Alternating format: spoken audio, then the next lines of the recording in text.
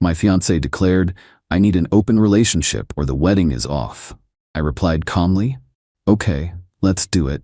Then I immediately set up 3 dates with her friends and flaunted my newfound freedom. She was shocked and begged to call the whole thing off.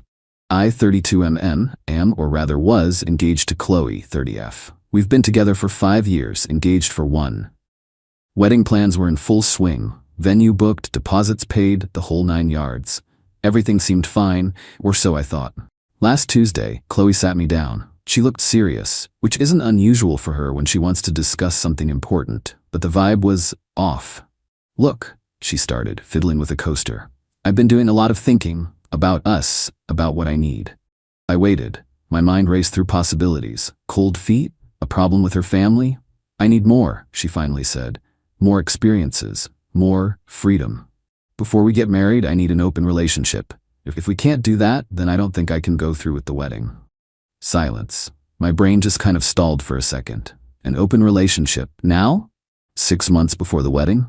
I just looked at her. She had this expression like she was bracing for an explosion, or maybe expecting me to beg, to plead. Instead, I took a breath, a really deep one. "Okay," I said. Just like that. "Okay, Chloe, if that's what you need, then let's do it. An open relationship it is." Her jaw literally dropped. I could see the calculations whirring behind her eyes. This was not the reaction she anticipated. Not even close. "Wait, what?" she stammered. You're okay with this?" "Well, you said you needed it or the wedding is off," I replied, keeping my voice even. "I don't want the wedding to be off because you feel trapped or unfulfilled. So, yes, open relationship. We should probably set some ground rules, right?" She just stared, completely flustered. Yeah, ground rules, sure." But she hadn't thought that far. I could tell. This was supposed to be her power play, her way of getting what she wanted by threatening the wedding, thinking I'd cave. She didn't expect me to call her bluff so readily. "Great," I said, getting up. "Let's give it a think and we can discuss terms tomorrow. I'm gonna head out for a bit, clear my head." And I left her sitting there, looking like a fish out of water. The moment I was out the door, the calmness I'd projected started to crack. It hurt, like hell. 5 years, and this is what it came to? An ultimatum?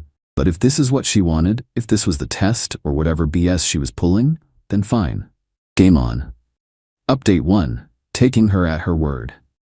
1 week ago, so after Chloe's bombshell about needing an open relationship or the wedding's off and my immediate agreement, things got interesting. The next day, Chloe was still acting weird, like she couldn't quite believe I wasn't throwing a fit or begging her to reconsider. She tried to initiate the ground rules talk, but it was vague. Stuff like being respectful and honesty. Standard, but also clear she hadn't thought this through beyond her own desires. I listened, nodded, and agreed to her very loose terms. No curfews, disclose if asked, use protection. Basic stuff. She seemed to think that her being the one to ask for this meant she'd be the only one acting on it. Or at least acting on it first and with enthusiasm. Lol. Here's where it gets fun. Or not fun, depending on your perspective. My perspective? She made the rules. I'm just playing the game. I have a pretty good memory for conversations. Over the years, Chloe has mentioned, often in passing, which of her friends have had crushes on me or made comments. Not in a jealous way, more like a "can you believe Maya said you had nice arms" kind of way. I filed those comments away. So, Wednesday evening after our ground rules chat, I did a little reaching out. First, Maya, 29. Chloe's friend from college, always bubbly, always friendly. I sent her a casual text. "Hey Maya, random question, you busy Friday night? Chloe and I are trying this open relationship thing, and I figured I'd see if you were free to grab a drink." Her reply was almost instant. "Wait, seriously? Chloe's agreed to this? And OMG, yes, I'm free." Next, Sophie, 31. Chloe's work colleague, a bit more reserved, but we've always had good banter at group events. My text to her. "Hey Sophie, hope you're having a good week. Chloe and I have decided to explore an open relationship for a bit. Any chance you'd be interested in dinner on Saturday?" Sophie's reply took about an hour. "That's unexpected. From Chloe? Are you sure? But yes, dinner sounds intriguing. I'm game." Finally, Isabel, 30. Her childhood best friend. This was the boldest one, because Isabel is quite outspoken. My text. Isabel, long time no see properly. Quick heads up, Chloe and I are opening up our relationship. Wondering if you're around for coffee or something stronger next week? Isabel called me. What in the actual hell? Chloe suggested an open relationship? Is she insane? And you're asking me out? She set the terms, Isabel, I said calmly. I'm just seeing who's interested in a no-strings coffee or drink. Her idea, her rules. Isabel was silent for a moment. Then she laughed. A genuine, loud laugh. You magnificent bastard. Okay, I'm not sure if I'm horrified or impressed, or both. Let me think about it, but damn. Text me next week. Spoiler, she agreed to a let's see drink for Tuesday. So 3 dates lined up, with her friends. I didn't say anything to Chloe immediately. I just let her see me on my phone a bit more, smiling a little. She kept giving me suspicious looks. On Thursday evening, I mentioned casually, oh, by the way, I've got a few plans this weekend, just giving you a heads up. Plans? She asked, a weird edge to her voice. What kind of plans? Just grabbing a drink with Maya tomorrow night, dinner with Sophie on Saturday, and maybe coffee with Isabel next week. I said it like I was discussing the weather. The color drained from her face. My friends? You asked out my friends? Yeah, I said. Is that a problem? We're open, remember? Your idea.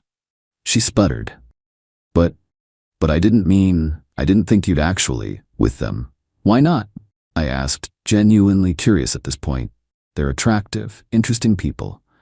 And they were available. She just stared at me, mouth opening and closing. The entitlement was rolling off her in waves. She clearly thought this open relationship was a one-way street, a free pass for her, while I was supposed to sit at home, pining and miserable. The shock on her face was, well, it was something. Update 2. The backpedaling begins. 3 days ago, okay, so things escalated, predictably. After I told Chloe about my upcoming dates with Maya, Sophie, and Isabel, she lost it. Not in a screaming, throwing things way, that's not really her style, but in a very panicked, this is not how it was supposed to go kind of way. You can't do this, she insisted, voice tight with barely suppressed hysteria. Why not, Chloe? I asked, keeping my tone deliberately mild. You wanted an open relationship. These are the mechanics of an open relationship. Or did you have a different definition in mind? One where only you get to be open? She flinched. No, that's not it. It's just, my friends, it's disrespectful. Disrespectful to whom? I countered. To you, for taking you at your word? Or to them? They all said yes, by the way. Seemed pretty happy about it, actually. That last part really got under her skin. I could see it. The next 24 hours were a barrage of texts and calls from her. We need to talk. This isn't what I meant. You're trying to hurt me. You have to cancel those dates. I mostly just replied with variations of, Chloe, you were very clear. Open relationship, or the wedding is off. I chose the open relationship. Are you now saying you want to call off the wedding? That usually shut her up for a bit. The idea that I might be the one to pull the plug on the wedding based on her ultimatum clearly terrified her. But not enough to actually admit she'd made a massive miscalculation. Then came the flying monkeys. First, her brother, Liam, 33, called me. Liam's usually a decent guy, but he's fiercely protective of Chloe, sometimes to a fault. Dude, what are you doing? He started. No preamble. Chloe's a wreck, going on dates with her friends? Seriously? Liam, I said. Chloe gave me an ultimatum. An open relationship, or she wouldn't marry me. I agreed to her terms. What's the issue? Yeah, but an open relationship doesn't mean you go actively try to hook up with her entire social circle. It's about exploring. If the need arises. He sounded like he was parroting something Chloe told him. So the need should only arise for her? I asked. And when it does, who should she explore with? Strangers? My friends? What are the acceptable parameters here, Liam? Because Chloe was pretty vague. He got huffy. You're being an ass about this. She made a mistake, okay? She didn't think you'd react like this. Then she shouldn't have issued an ultimatum she wasn't prepared for me to accept, I said. I'm just following the rules she laid down. If she wants to change them, she knows how to talk to me. But so far, all I'm hearing is that I'm the bad guy for agreeing with her? Liam grumbled some more about me not being fair and making things difficult before hanging up. Apparently, me being fair means I should just roll over and accept her demands without exercising the same freedoms myself. The entitlement is strong in that family. Chloe then tried a different tactic. Tears. When I got home from work on Friday, just before I was supposed to meet Maya, she was on the sofa, sniffling. "I can't believe you're actually going," she whispered, eyes red. "Chloe," I said, sitting down a small distance away. "I'm doing what you said you needed. If you've changed your mind about wanting an open relationship, you need to say so. And if you do, we need to discuss what that means for the wedding, because your ultimatum was pretty clear." "But I don't want this," she cried. "I don't want you dating Maya, or Sophie, or Isabel." "So you want to call off the open relationship?" I pressed. "Yes, no, I don't know," she wailed. "I just want you to not go." "That's not how this works, Chloe," I said, standing up. "You set the terms. I'm adhering to them. I'll be back later." And I left. The look on her face was a mixture of fury, despair, and utter disbelief. The date with Maya was nice. We had a couple of cocktails. She admitted Chloe had been acting erratically lately and was surprised by the whole open relationship thing, but also said Chloe had always been a bit of a grass is greener type. Maya was fun, easy to talk to. Nothing physical happened beyond a hug, goodbye, but it was a pleasant evening. She did say Chloe is going to lose her mind when she hears you actually went through with this. I just shrugged. Chloe was waiting up when I got home, arms crossed, eyes narrowed. "So, how was your date?" she asked, sarcasm dripping. "It was pleasant," I said, keeping it brief. "Maya's good company." "Did you sleep with her?" "Chloe, that's really not something I'm going to discuss in detail, just like I wouldn't expect you to detail your encounters. We agreed on disclose if asked, but not a full interrogation. It was a first date, a drink. That's all." She looked like she wanted to press, but I just went to the bedroom. The atmosphere was ice cold. Saturday dinner with Sophie is next.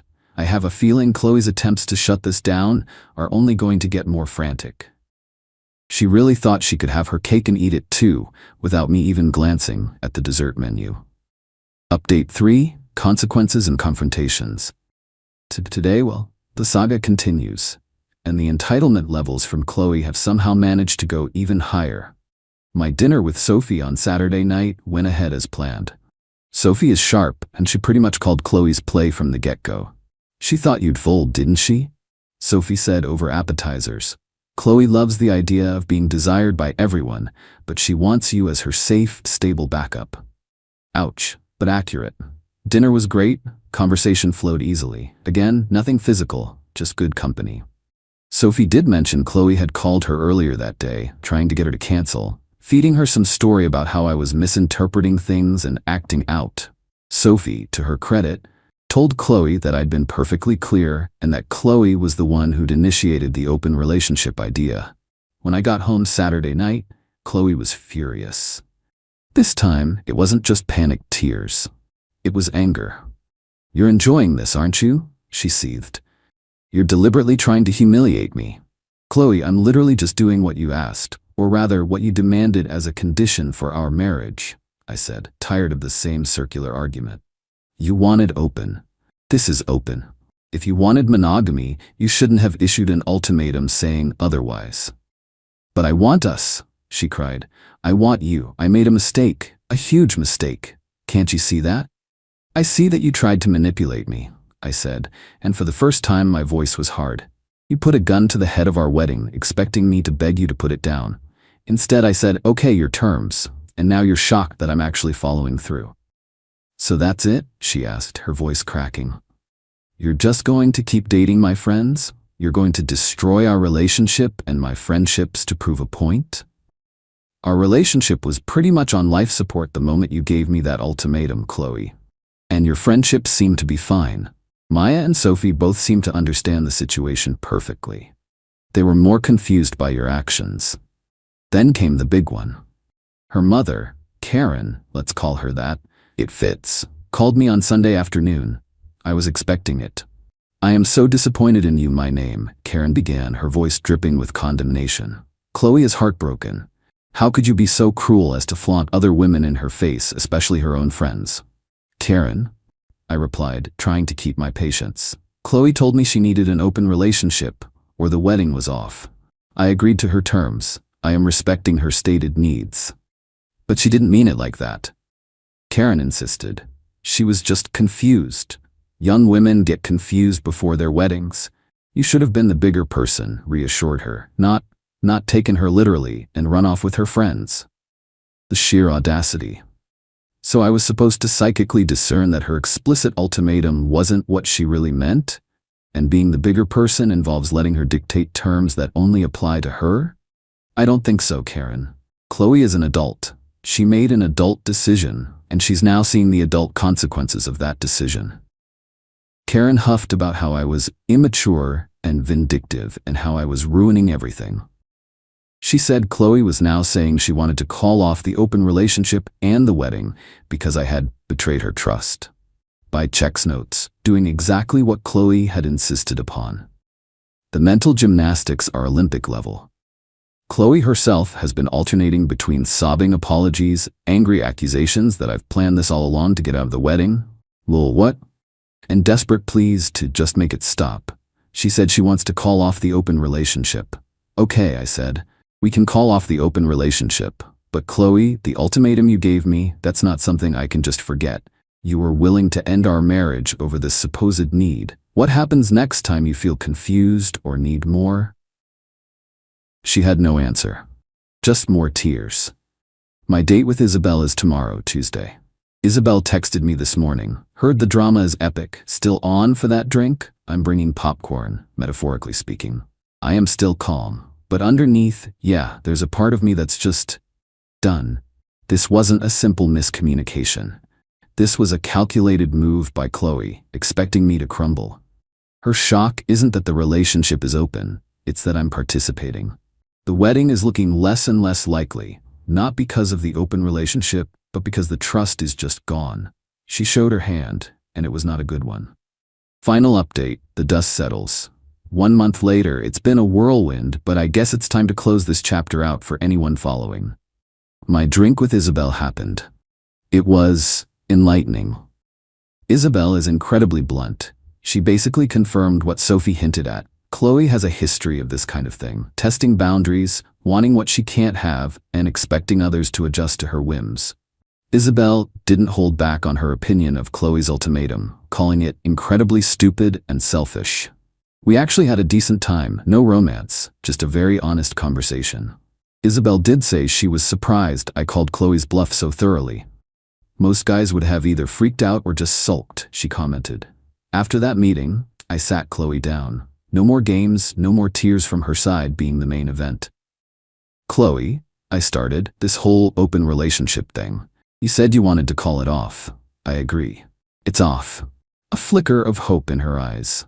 But, I continued, the fact that you issued that ultimatum, open relationship where the wedding is off, that's the real issue here. You were ready to throw away 5 years, our entire future, because you supposedly needed this. And when I called you on it, your only problem was that I was also partaking, not that the premise itself was damaging. She started to interrupt, but I didn't mean for you to. It doesn't matter what you meant for me to do, Chloe. I cut her off, calmly but firmly. It matters what you said, what you demanded. You showed me that you're willing to detonate our life together on a whim, or as a manipulation tactic. I can't build a marriage on that foundation. So yeah, I told her the wedding is off. For real this time. From my end. Her reaction was a lot. First, disbelief. Then anger. How dare I call it off after she was the one willing to forgive me for my awful behavior? Her words, referring to me dating her friends, which she demanded I be free to do. Then came the begging, the promises it would never happen again, that she'd learned her lesson. Her brother, Liam, tried to intervene again, saying I was overreacting, that all couples have these pre-wedding jitters and weird fights. I told him this wasn't jitters. This was a fundamental betrayal of trust and a display of appalling selfishness from Chloe. Even her mother called my mom to try and get her to talk some sense into me. My mom, bless her, told Karen that I'm a grown man who makes his own decisions, and that from what I'd told her, Chloe had made her bed and now had to lie in it. The fallout for Chloe has been significant. Maya and Sophie are definitely keeping their distance from her. They both told me separately that Chloe tried to badmouth me to them, painting herself as the victim. But they saw through it. Isabel was never one to mince words, and apparently told Chloe exactly what she thought of her actions, which wasn't pretty. So Chloe's power play not only cost her the relationship, but also severely damaged her friendships. Good. That's what happens when you treat people like pawns. We're in the process of disentangling everything, canceling vendors, figuring out who gets what from the apartment. We're both moving out, no way I'm staying there. It's messy and expensive, but honestly, every cancellation fee is a small price to pay for dodging that bullet. I've had moments of sadness for the relationship I thought we had. A little bit of anger still lingers, sure, but mostly relief and a strange sense of calm. I didn't explode, I didn't beg. I just took her at her word, played by the rules she set, and let the natural consequences unfold. She engineered her own downfall. I'm not looking to date anyone right now. Definitely not any of Chloe's former friends. That was just a means to an end, a way to mirror her own stated desires. They were all cool about it, understood the dynamic. I'm focusing on myself, hitting the gym, reconnecting with my own friends. Moving on. Chloe, from what I hear, is miserable. She's apparently telling anyone who'll listen that I'm a cold, manipulative monster who tricked her. Some of her more distant acquaintances might believe her. Her family, predictably, supports her narrative. But the people who mattered, the ones who saw it unfold or were directly involved, they know the truth. She gambled, she lost. End of story. Thanks for letting me vent, Reddit. It's been weirdly therapeutic laying it all out. Onwards and upwards, I guess.